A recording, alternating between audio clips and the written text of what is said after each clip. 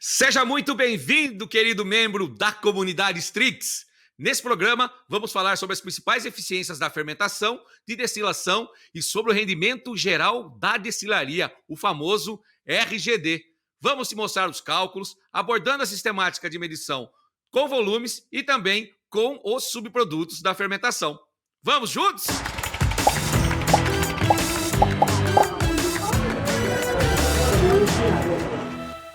Alô, comunidade! Tudo bem? Olha eu aqui outra vez, Éder Silvestrini.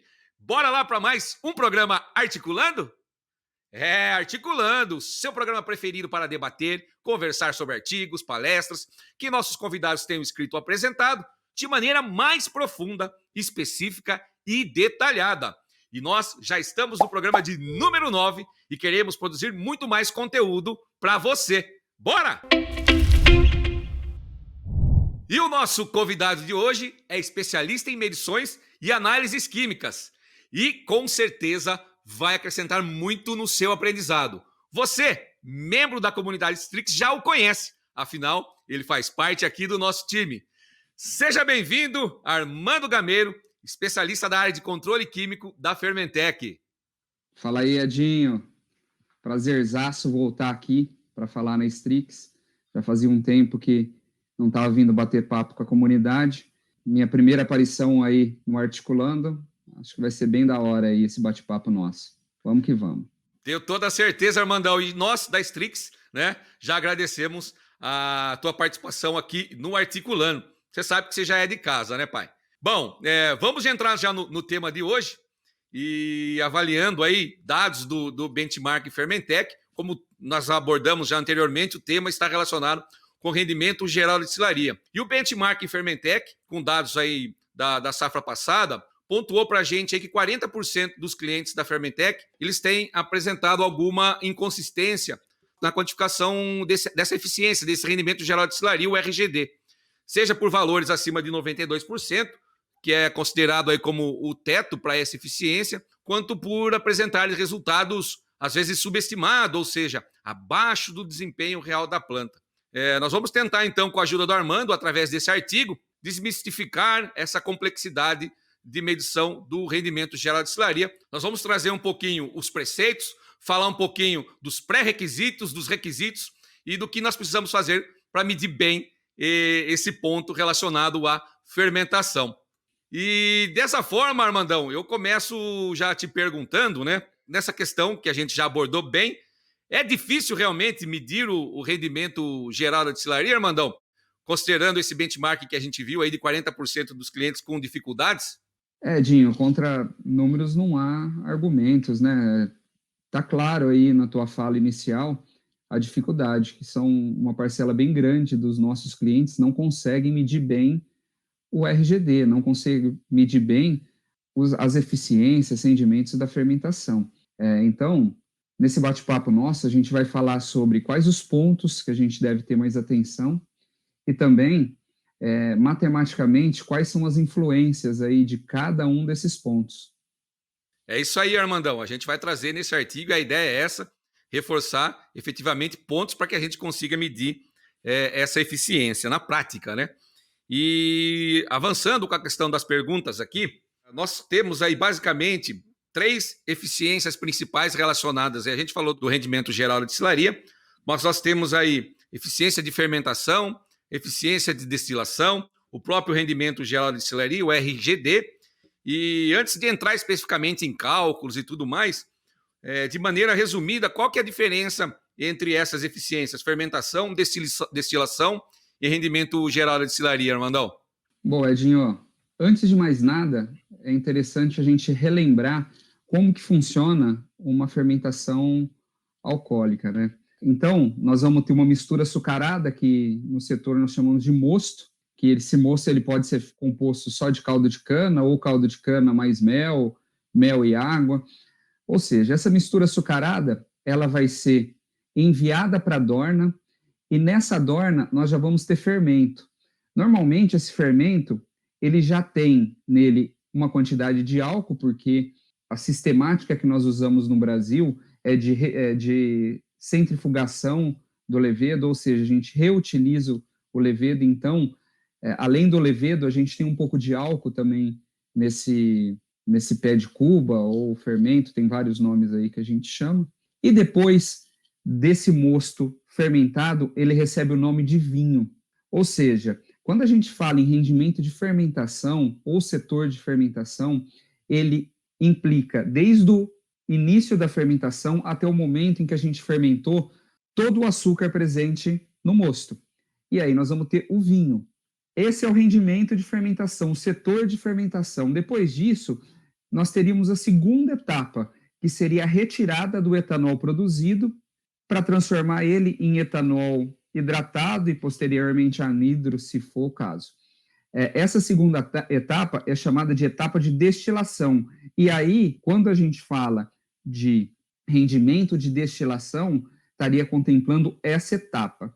Rendimento geral da destilaria seria uma avaliação desde a entrada do açúcar até o álcool produzido, seja ele anidro ou seja ele hidratado. A gente transforma esse etanol hidratado em 100% para chegar nos cálculos do RGD.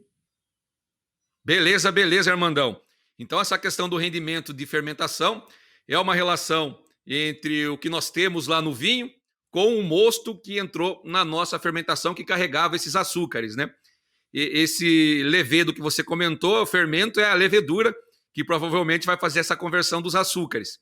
Então, aí nós trabalhamos com rendimento de fermentação, pelo que eu entendi, e posteriormente nós temos esse vinho, o material que foi formado durante a fermentação, provavelmente aí o etanol, que vai ser retirado, pela sua fala, lá nos aparelhos de destilação. Então, essa relação do que foi produzido, recuperado nos aparelhos de destilação, com o que havia no vinho, é o rendimento de destilação. E vamos dizer assim, uma relação dos dois, lá do álcool produzido com o que chegou lá no início, seria o rendimento geral da destilaria? Ou seja, englobaria as duas etapas, Armando? É isso daí mesmo, Edinho. Concluiu muito bem a minha fala anterior. E quando a gente fala em rendimento de fermentação, a gente tem que levar em conta o açúcar que está entrando e o etanol produzido. Não é tão simples a gente saber quanto de etanol foi produzido. Por quê? Porque a gente não consegue medir tão bem assim o etanol que foi produzido. Por quê? Porque esse etanol produzido a gente vai obter a partir da diferença de etanol contido no vinho e o etanol que havia no fermento. Aí nós vamos chegar no etanol produzido na fermentação. Então, notem que a gente começa a ter alguns outros parâmetros entrando aí. E começa a ser inúmeros os parâmetros. Então, começa uma primeira dificuldade na hora que a gente vai falar em rendimento de fermentação. Além disso, o rendimento de fermentação ele pode ser obtido por meio de volume ou ainda por meio de subprodutos da fermentação, que a gente deve falar mais para frente aí um pouquinho sobre isso. Mas são outros pontos que podem dificultar essa quantificação. Beleza, Armandão. Falando especificamente do rendimento de fermentação, para a gente detalhar um pouquinho cada um deles, né? E começando pelo rendimento de fermentação, como que a gente pode calcular esse rendimento, pensando aí numa elaboração um pouco mais específica, Armando? Ou seja, a gente tem lá o etanol do vinho, tem os açúcares do mosto. Como a gente faz toda essa relação para chegar no rendimento? Boa, Edinho. Como a gente sabe, um rendimento ou uma eficiência, a gente sempre mede com o que foi produzido dividido pelo que entrou na nossa produção. Ou seja, quando a gente fala de rendimento de fermentação, é uma relação do etanol produzido na fermentação com o açúcar entrado na nossa fermentação. Isso quando a gente está falando de rendimento por volume, né? Então, a gente vai ver aí na tela que, antes de mais nada, a gente precisa calcular o etanol produzido na fermentação ou o álcool produzido na fermentação, que na nossa figura aí está aparecendo como APF. O que seria isso? Seria a relação, a subtração do etanol contido no vinho bruto menos o etanol contido no meu fermento. Então, se a gente olhar aí a fórmula, está lá, o volume do vinho bruto vezes o GL do vinho bruto, que é obtido a partir de análise, né? Com isso, nós vamos obter quanto de etanol nós temos no vinho. Quantos litros de etanol nós temos no vinho, no final da produção. Menos a quantidade de etanol que havia no levedo. Então tá lá, ó, na fórmula, volume do levedo tratado, que é o VLT, vezes o GL do levedo tratado, a gente vai chegar nesse volume. Com isso, a subtração nos dá o álcool produzido na fermentação. Então, essa parte da equação seria o que está na parte de cima da minha equação, para chegar no rendimento de fermentação, certo? Então, nesse momento, eu vou ter já o álcool produzido na fermentação, eu preciso, então, pegar todo o açúcar que entrou na minha fermentação e transformar ele em etanol. Como que eu faço isso? Eu faço como está aparecendo aí na fórmula, ó. Eu tenho que chegar no volume do mosto, multiplicado pelo ART do mosto, que é obtido no laboratório também, certo? E multiplicado por um fatorzinho estequiométrico, que é 0,6475. O que isso significa, o 0,6475? Ele significa que em 1 kg de RT, eu vou gerar 0,6475 litros de etanol. Com isso, eu consigo ter uma relação para chegar a uma relação em porcentagem, que seria o meu rendimento de fermentação. Muito bom, Armando. Então, nós temos aí que calcular o álcool produzido na fermentação, ou etanol produzido na fermentação, que é basicamente aí essa diferença do álcool que nós temos no vinho pelo álcool que recirculou, que retornou nesse processo aí, através do levedo tratado, né? Como você comentou no início.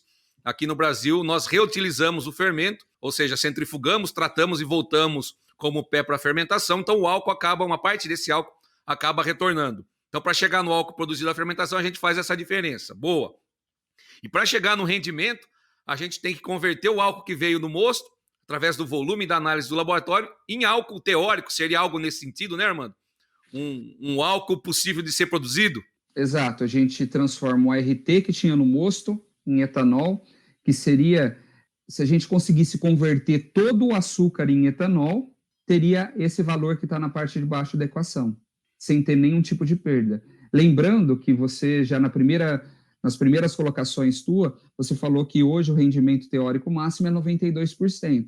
Ou seja, por volta de 8% desse açúcar que entra no mosto, ele vai acabar não sendo convertido para etanol. Ele vai ser convertido em outros compostos, que são os subprodutos que a gente chama. Boa, e a gente vai falar um pouquinho mais de subprodutos na sequência, né? Então, a gente tem o álcool produzido na fermentação em relação ao álcool possível de ser produzido pelo mosto, considerando a questão estequiométrica e o fator 0,6475 que o Armandão trouxe para a gente aí.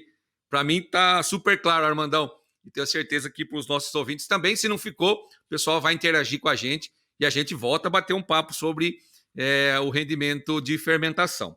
Dando sequência, Armando, vamos falar um pouquinho agora do rendimento de destilação. Então temos o álcool produzido lá no vinho, a gente precisa recuperar esse álcool aí para poder colocar lá no tanque, vender, levar para os veículos, enfim, para as bebidas destiladas.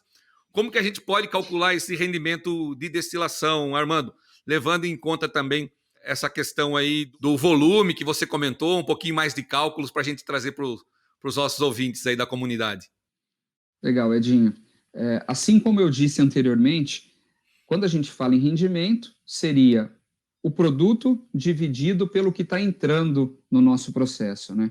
Então, o que é o produto? O produto é o etanol final, é o etanol hidratado, se a gente tiver somente as nossas colunas convencionais, certo? Dividido pelo etanol produzido na fermentação, que é o que está entrando de fato nas nossas colunas. Então, aquele APF ou EPF que tinha na conta anterior, vocês podem ver que nessa conta ela também entra aí. Ou seja, é calculada da mesma forma. É a subtração do álcool contido no vinho menos o álcool contido no levedo. Com isso, a gente chega numa relação, numa porcentagem que, quanto mais próxima de 100, melhor. Embora, nesse rendimento específico, existe algumas distorçõezinhas, principalmente quando a gente fala em GL do levedo tratado, que faz com que, muitas das vezes, o rendimento de destilação acabe ficando com valores acima de 100. Mas é importante a gente fazer esse controle do rendimento de destilação, porque existem algumas perdas que a gente não consegue quantificar, por exemplo, perda de degasagem. Mesmo a gente tendo um rendimento de destilação, que a tendência é ser acima de 100, se em um dia específico, uma semana específica principalmente, que a gente costuma trabalhar com semanas, se nessa semana esse rendimento cair, pode ser que a gente esteja perdendo muito em degasagem. Então, é um parâmetro para a gente observar aí semanalmente, ou pelo menos a cada 3 dias, para fazer esse controle. Beleza, beleza, Armandão. Olha, então tá aí a fórmula que você passou para a gente aí, né? É o litros de etanol produzido a 100%, dividido pelo álcool produzido na fermentação. Dá para a gente aí o rendimento da destilação, como você comentou, produto em relação ao que chegou lá, no caso, o álcool produzido da fermentação é o álcool que estava no vinho, né? Essa relação aí, esse cálculo, ele é aplicado com a sistemática de volumes, Armando? Existe alguma outra fórmula de a gente, alguma outra forma ou fórmula para a gente calcular esse rendimento de destilação? Sim, Edinho, aí nós estamos trabalhando com volumes, né? Então, a gente está medindo o volume de mosto, o volume de levedo e o volume de vinho. Nós estamos medindo esses 3 volumes. O mosto é obtido indiretamente, que é a diferença entre o vinho e o levedo, mas o vinho e o levedo nós medimos efetivamente. No final da fermentação, a gente mede o vinho e no momento em que a gente vai transferir o levedo para a dorna, a gente mede também nas cubas o volume desse levedo. Mas existe outra sistemática, que é a sistemática de quantificação dos rendimentos por subproduto. Por que a gente utiliza subprodutos também? Porque existe uma forma de fermentação que ela é uma fermentação contínua e a gente não consegue medir volumes de vinho de levedo bem medido. Nessas fermentações, a sistemática mais utilizada é a medição por subproduto. Então, quando a gente tem essa medição por subproduto, o rendimento de destilação especificamente que a gente está falando, ele se torna um pouco inviável de calcular dessa forma que nós apresentamos anteriormente. Como a gente faz, então, para calcular o rendimento de destilação? Seria 100%, né? Então, é 100 menos a perda em vinhaça e perda em flegmassa, que esse é o rendimento de destilação que nós chamamos de indireto.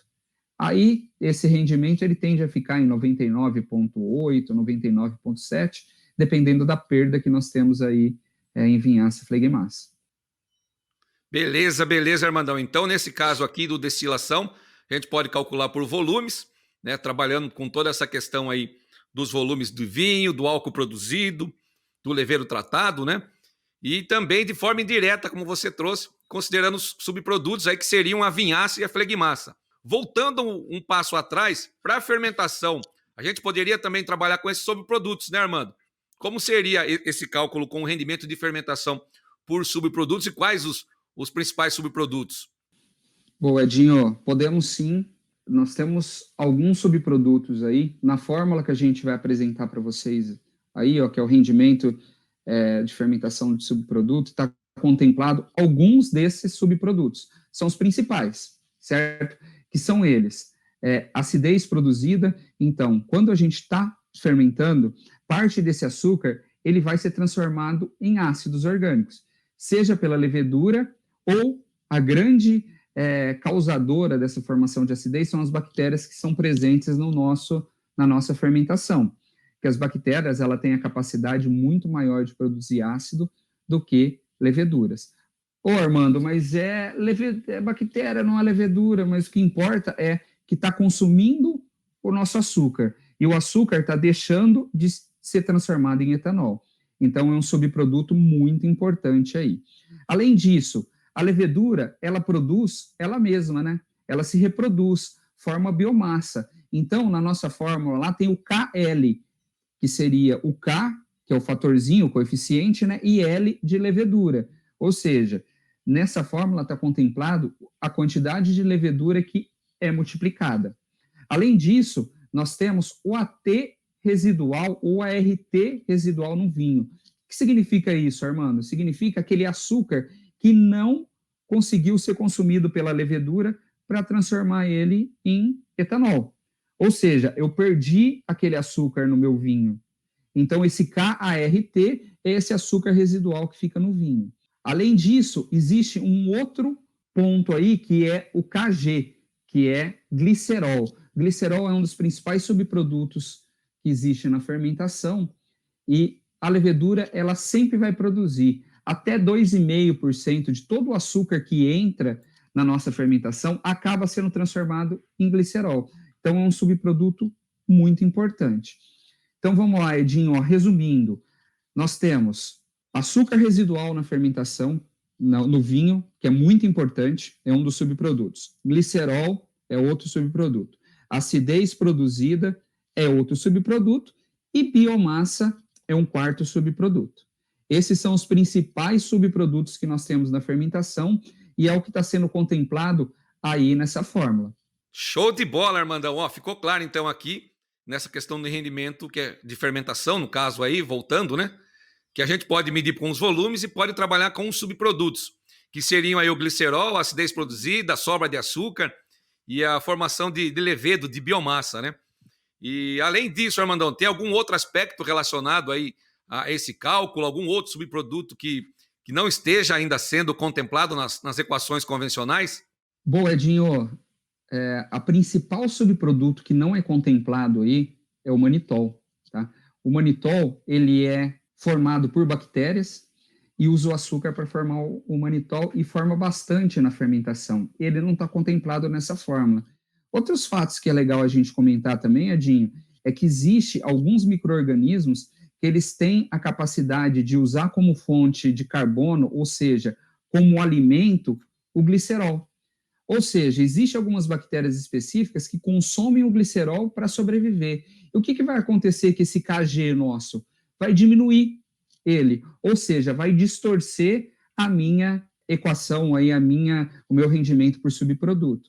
Existe também outro tipo de bactéria que ela transforma alguns ácidos em outros, que são aquelas bactérias maloláticas, que elas transformam um ácido mais forte em um ácido mais fraco. Com isso, o KAP vai acabar diminuindo e também vai distorcer o meu rendimento de fermentação. Por quê? Porque quando a gente faz a análise do KAP, a gente pega todos os ácidos que estão presentes, a gente faz por meio de titulação e determina a acidez sulfúrica que tem ali. Não são ácidos específicos. Tem muita gente que já está trabalhando fazendo essa análise de ácidos lático, que o ácido lático é o principal ácido formado por bactérias. Então, obtém um ácido lático, com isso sabe se a fermentação está boa ou não. Porém, nenhum desses subprodutos, nem manitol, nem ácido lático, está contemplado na fórmula, como vocês podem ver aí. Beleza, Armandão. O ácido lático, como você comentou, ele está ali dentro da acidez, mas não é um negócio muito específico, né? Como você comentou. E tem essa questão do manitol, além dos interferentes. Então, eu entendo que uma das desvantagens aí dos subprodutos que a gente pode melhorar talvez no futuro é entrar com manitol ou algo nesse sentido, né? Mas entender que a gente vai ter aí alguns interferentes aí na determinação, né? Daqui a pouco a gente faz um resumo para o nosso ouvinte aí, mas dando sequência, nós vamos falar agora do rendimento geral da destilaria. Falamos do rendimento de fermentação por volumes e por subprodutos, do rendimento de destilação por volumes e pelas perdas em vinhaça e flegmaça, ou seja, seria também pelos subprodutos, ou de forma indireta, né, como queiram. E o rendimento geral da destilaria, Armandão, vamos falar um pouquinho do cálculo dele para os nossos membros da comunidade Strix? Boa, Edinho, vamos sim. O rendimento geral da destilaria, na real, é o que importa para a gente, né? É o dinheiro no bolso, é saber quanto que eu estou perdendo, quanto que eu estou deixando sair aí pelas minhas mãos. Por quê? Porque o geral da destilaria é uma relação do tanto de açúcar que entrou na minha fermentação pelo tanto de etanol que eu produzi. Então, o geral da destilaria, ele contempla o rendimento de fermentação e o rendimento de destilação. Com isso, a gente consegue avaliar muito bem todo o setor. Por isso eu dou o nome geral da destilaria. O melhor dos mundos seria se eu conseguisse medir diretamente o volume do meu mosto. Só que não é tão simples medir esse volume de mosto.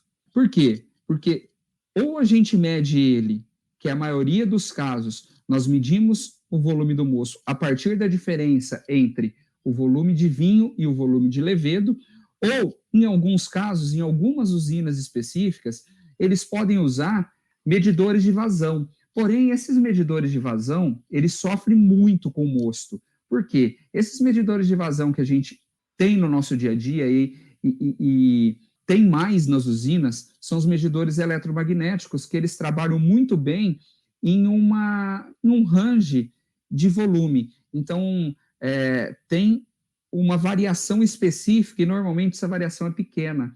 E quando a gente fala em mosto, a gente tem uma variação muito grande. Ora a gente está trabalhando, alimentando 3 dornas, ora 2 dornas. Se tiver com alguma oscilação no processo, vai para uma dorna só. Com isso, esse volume de alimentação varia muito e a gente sofre demais, tá? Então, basicamente, via de regra, quando a gente fala em RGD, é uma relação entre rendimento de fermentação e rendimento de destilação. A maneira mais fácil de se determinar o RGD é você pegar o rendimento de destilação vezes o de fermentação, dividido por 100, você obtém um RGD. O Armando, então, é fácil. Matematicamente é. Mas existem muitos pontos de atenção e pontos de dúvida que vai desclassificar aquela quantidade, aquela fatia grande de clientes que a gente falou no início aí da nossa apresentação. Ótimo, Armandão. A gente viu então nas equações aí, o rendimento de fermentação vezes o rendimento de destilação, nós chegamos no rendimento geral da destilaria, e a gente viu também essa relação do etanol produzido, né, com o teórico lá que chega pelo mosto.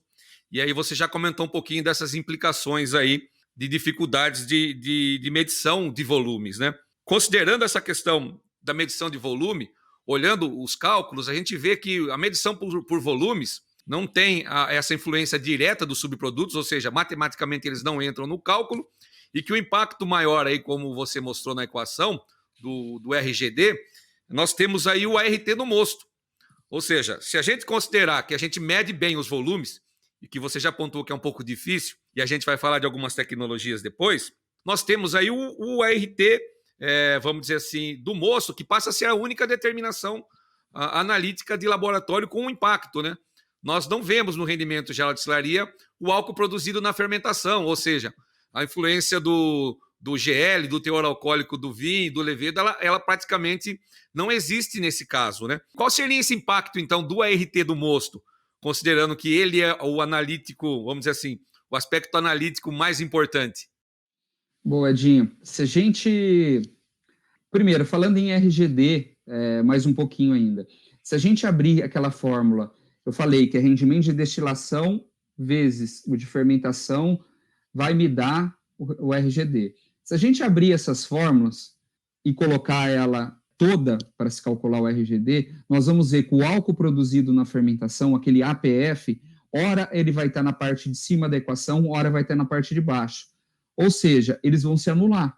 Então, determinação de GL de vinho e GL de fermento, ele não entra aí. O que vai entrar é só a RT do mosto que vai ficar nessa fórmula. Com isso, nós vamos ter lá que o grande ponto, a determinação mais importante que nós temos para obter o RGD é o ART do mosto.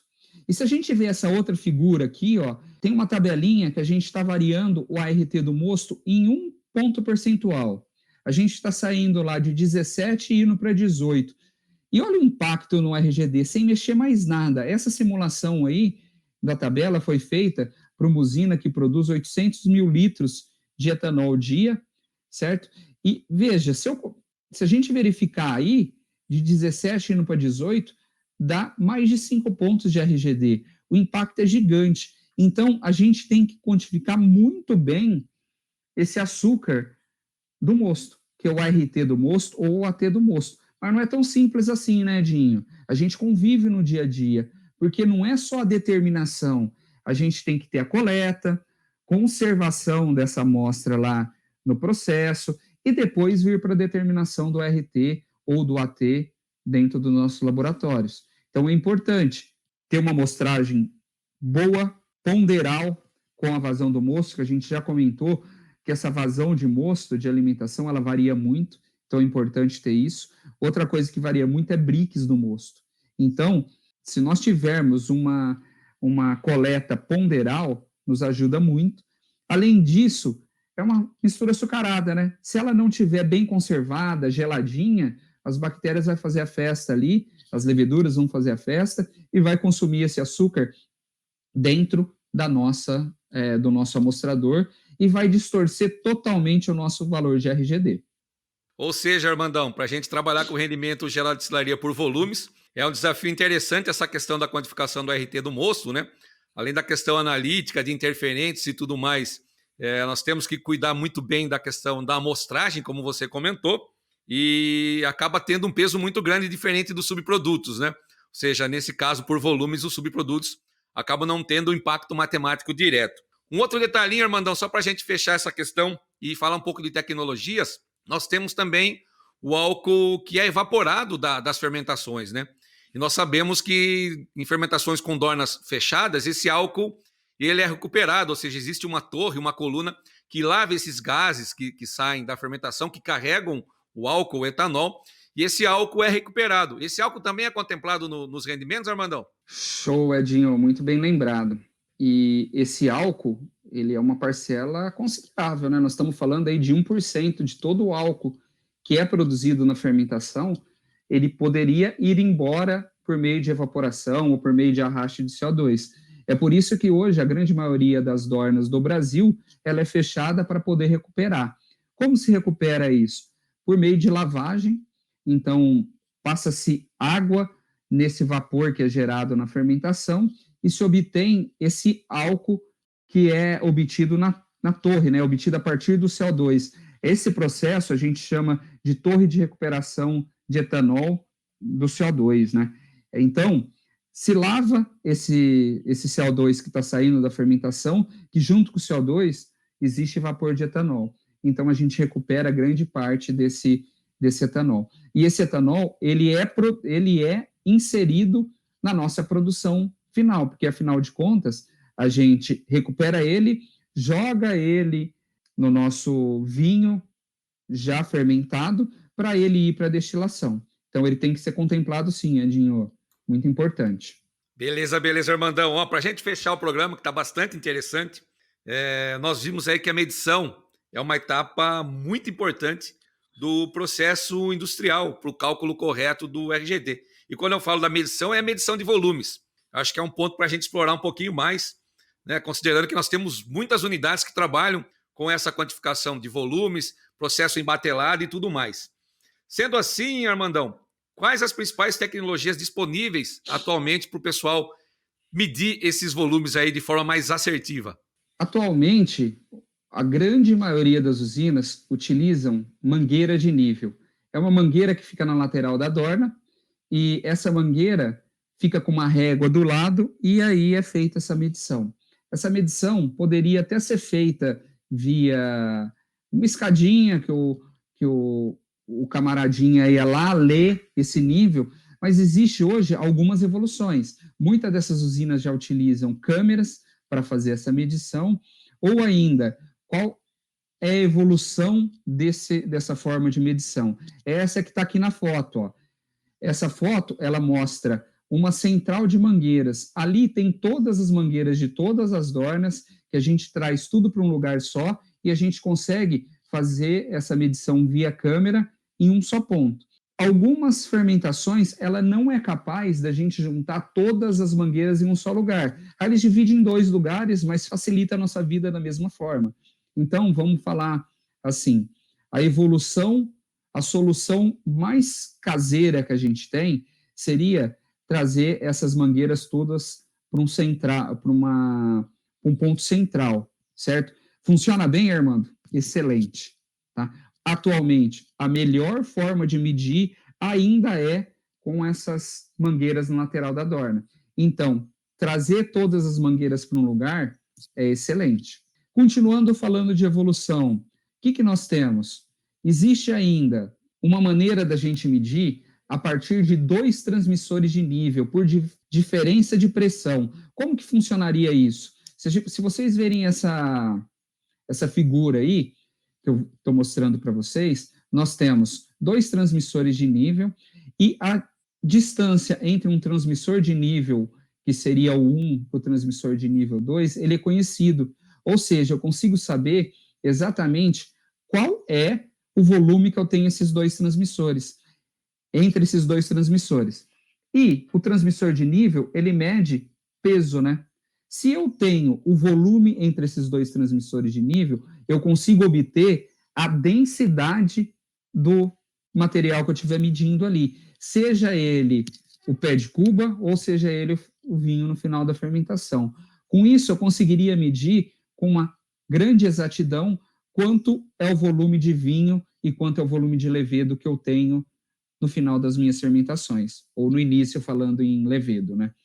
Qual que é o problema de se trabalhar com esse tipo de medição?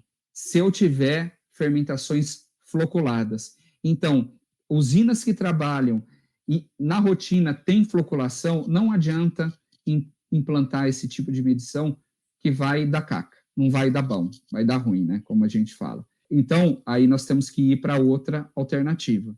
Além disso, a gente teria ainda a medição do volume real do mosto, né? A partir de medição de volume em si, a partir de medidores de vazão. Mas como eu comentei anteriormente, o medidor de vazão que a gente usa aí, o eletromagnético, ele é difícil, que ele dá algumas distorções. Qual seria a evolução para esse tipo de medição? Seria o Coriolis. O Coriolis ele é capaz de medir a vazão por quilos e a vazão por litros. Com isso, ele também tem a densidade e atenderia maravilhosamente bem a nossa medição. Ô, Armando, então, se o Coriolis aí você está me falando que aparentemente ele é o mais completo, que a gente conseguiria medir melhor. Por que não temos esse Coriolis nas usinas? Porque é muito caro. As tubulações de mosto de alimentação são muito grandes e acaba ficando muito caro esse tipo de medidor de vazão. E digo mais, quando a gente medir bem o volume de mosto que está entrando na fermentação, independente se a minha fermentação for por batelada ou contínua, a gente conseguiria medir o RGD, calcular o RGD da mesma forma, que seria a quantidade de açúcar entrando e a quantidade de etanol produzido. Acabaria com todos os nossos problemas. Isso seria a coisa mais linda para acontecer aí. Beleza, Armandão. Ó, então, resumindo aí para os nossos ouvintes, nós temos aí as medições que eu vou chamar de diretas e as indiretas, né? As indiretas seriam medir o volume da dona, medir o volume do levedo tratado na cuba, né? Você comentou bem essa questão das mangueiras, da central de mangueiras, uso de câmeras e tudo mais. E aí, por diferença, a gente chegaria no volume de mosto, né? E a medição direta com os medidores de vazão, você comentou do Coriolis, seriam as opções aí para a gente medir esses volumes, né? E pensando em questão analítica, só para a gente fechar, eu lembro de um programa da série Articulando, onde a gente trouxe alguns dados de safra, não me lembro se foi o programa 1 ou 2, mas nós tratamos com o Rudimar, com o Claudemir, essa questão da interferência de metodologias. Eles trouxeram um gráfico do rendimento geral de destilaria medido pelos métodos convencionais, pelo Enolane, por titulação, método químico, que tem interferência, e uma metodologia de cromatografia.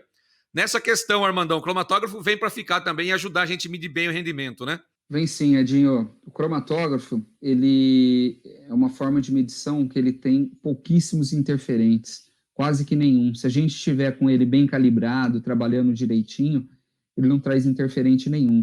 E o principal interferente aí, quando a gente compara com o método químico, que é o Enolane ou mesmo o Somogeneos, são alguns compostos que são infermentecíveis, que a gente chama, que são compostos que têm a capacidade de reduzir o cobre, que é o princípio do método do ART, né, que é o açúcar redutor total, que são os métodos químicos, e ele acaba aumentando irrealmente o ART do meu mosto e o ART do meu vinho também. Então, quando a gente trabalha com HPLC, acaba com esse tipo de interferência. Quando a gente... Vou dar um exemplo bem legal da gente visualizar. Quando a gente fala em ART do vinho e AT do vinho, a diferença é gigante. Numa mesma usina, quando a gente passa a determinar o AT do vinho por cromatografia, esse valor dá na segunda casa decimal, abaixo de 0,07, 0,08, que são valores bem baixos para quem está acostumado a trabalhar com a metodologia química, né, que seria o Somogenels ou mesmo a RRT do vinho. Muito bom, Armandão. Ó, adorei o programa de hoje. Espero que o pessoal da nossa comunidade também tenha gostado, né? Realmente, essa questão do rendimento geral de destilaria é uma temática um pouco difícil, né? Espero que a gente tenha contribuído para os nossos ouvintes para desmistificar essa ideia de que medir o RGD é difícil, né? Pelo que você trouxe, eu entendo que existem tecnologias e o pessoal precisa efetivamente começar a aplicar essas tecnologias nas usinas, né? Você comentou a questão de preço, tal, custo elevado do Coriolis, mas é algo que funciona na sua fala, como você trouxe, né? Então, assim, é investimento para a gente medir. Existe tecnologia, existe a cromatografia, e com esses investimentos eu tenho certeza que o pessoal vai conseguir medir melhor. E se ainda, querido ouvinte, ficou alguma dúvida, deixa ela para a gente aqui nos comentários ou entre em contato conosco. No próximo programa, nós vamos falar, ainda continuando essa questão de medição e falando um pouquinho de números, geração de resultados confiáveis, nós vamos falar de uma nova tecnologia. Na verdade, não é tão nova assim, a gente vai conversar um pouquinho do histórico, mas ela está voltando com força, que é a tecnologia de infravermelho próximo, tecnologia NIR infrared ou ainda NIR, no popular. Não perca, hein? Armandão, muito obrigado pela participação e pelo excelente programa. Eu que agradeço, Edinho. É sempre um prazer a gente falar aí com a nossa comunidade e deixe seus comentários aí, dúvidas, que falando basicamente em RGD, nós temos muitos artigos falando sobre isso e com certeza nós vamos voltar a comentar algo sobre o articulando. E só contribuindo aí o NIR, ele pode contribuir muito também nas medições para rendimento de fermentação, destilação, o RGD. Obrigado aí. E tamo junto, vamos que vamos. Muito bom, Armandão. Pessoal, até a próxima, até mais. No próximo Articulando a gente estará juntos novamente. Valeu!